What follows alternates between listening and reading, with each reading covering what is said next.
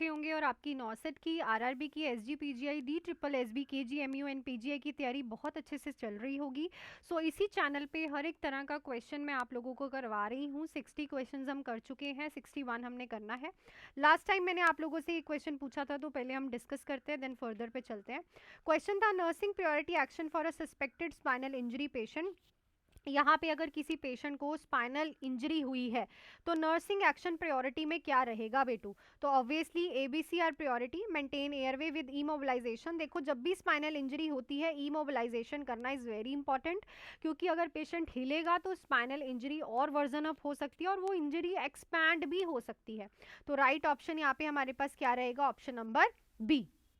Next है so earliest sign of hypovolaemic shock in adult. Hypovolaemic shock का मतलब होता है फ्लूइड लेवल्स का बॉडी में कम होना, और जब फ्लूइड लेवल्स कम होते हैं, ब्लड वॉल्यूम कम होता है, तो ऑब्वियसली सबसे पहले क्या करता है हार्ट? क्या करता है? कंपनसेशन।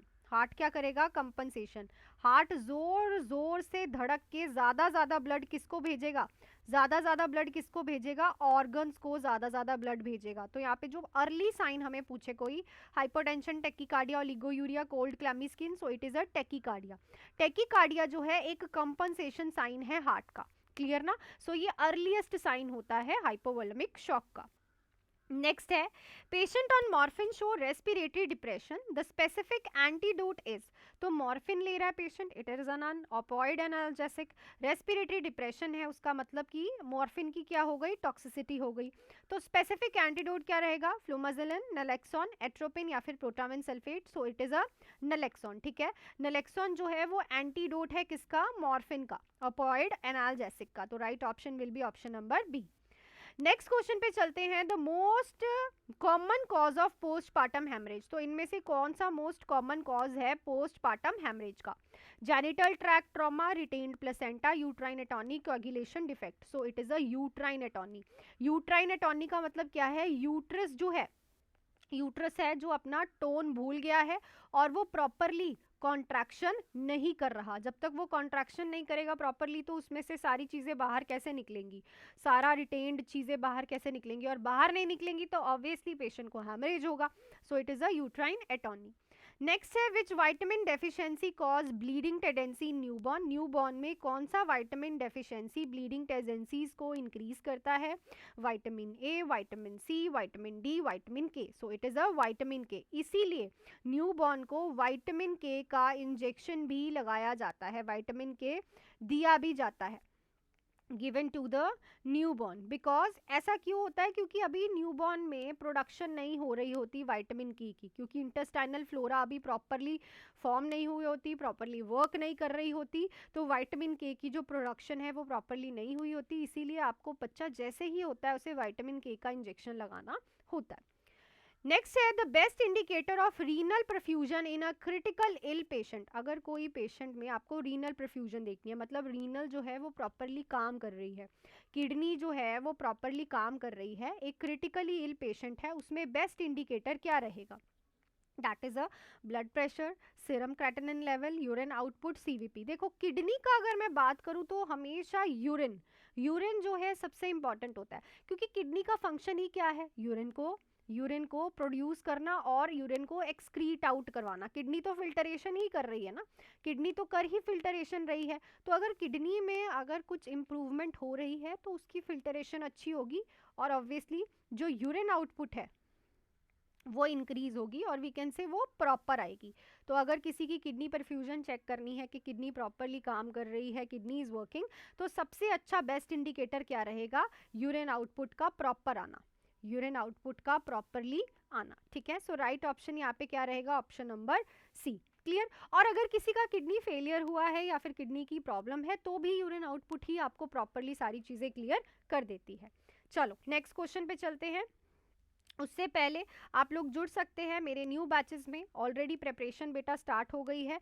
ठीक है, आरआरबी के लिए, नॉर्सेट के लिए अगर आपको only MCQs and test series का बैच चाहिए तो 999 में 2 मंथ्स का कंप्लीट कोर्स विद एमसीक्यू की रेगुलर क्लास और टेस्ट, इस नंबर पे कॉल मैसेज करके। और नॉर्सेट एंड आरआरबी के लिए quick revision batch and all in one batch, सारे एग्जाम्स की तैयारी एक ही बैच में, 6 मंथ्स का कंप्लीट बैच 3499 और क्विक रिविजन बैच 4 मंथ्स का, फीस रहेगी 2499। नंबर पे कॉल मैसेज करके आज ही आप लोग ज्वाइन कर सकते हैं। Complete theory, MCQs, test series, doubt classes and non nursing classes आपको कंप्लीट मिलने वाली है। सो चलो नेक्स्ट पे चलते हैं हम लोग।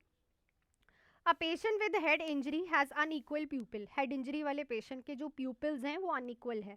ये क्या इंडिकेट करते हैं? Hypoxia, increase ICP, hypoglycaemia, spinal shock. तो दिस इंडिकेट्स पेशेंट का आईसीपी, इंट्राक्रेनियल प्रेशर क्या है? इंक्रीज है। तो दिस शोज पेशेंट का आईसीपी इंक्रीज है। आईसीपी इंक्रीज होने का ये वर्जनिंग साइन है वैसे, ठीक है, प्यूपिल्स का अनइक्वल होना। नेक्स्ट है the priority nursing action during blood transfusion reaction is two. तो प्रायोरिटी नर्सिंग एक्शन क्या रहता है जब ब्लड ट्रांसफ्यूजन रिएक्शन हो? स्लो करना ट्रांसफ्यूजन को, स्टॉप करना ट्रांसफ्यूजन को, inform blood bank, check vital signs. तो सबसे पहले तो ट्रांसफ्यूजन को स्टॉप करो, ठीक है ना।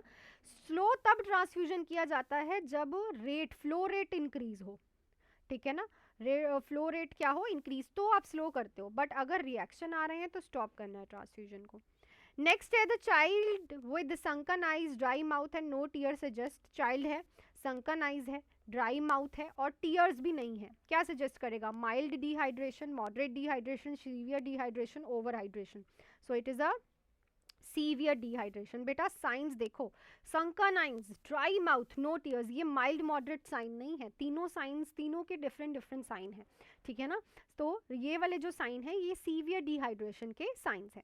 नेक्स्ट है the drug of choice for pre eclampsia, sorry eclampsia जो है दैट इज अ सीजर्स आते हैं पेशेंट को विद प्रोटीनो यूरिया, यूरिन भी आता है प्रोटीन में, प्लस बहुत ज़्यादा एक्सेसिवली बीपी इंक्रीज होता है।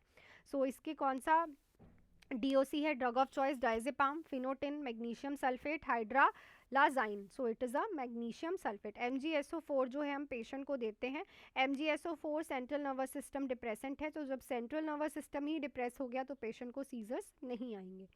नेक्स्ट है best position to prevent aspiration in unconscious patient. Unconscious patient में एस्पिरेशन कैसे प्रिवेंट करते हो? पोजीशन देके, supine, Fowler's, lateral and prone. So इस क्वेश्चन का आंसर आप लोग मुझे कमेंट सेक्शन में लिख के बताओगे कि राइट क्या रहेगा। तो आई थिंक आज भी सारे क्वेश्चंस आपको बहुत अच्छे से क्लियर हो गए होंगे। नेक्स्ट क्वेश्चन करेंगे हम कल। टिल देन आप भी इन बच्चों की तरह मेरे साथ तैयारी करनी बेटा स्टार्ट कर सकते हो और रिविजन कर सकते हो।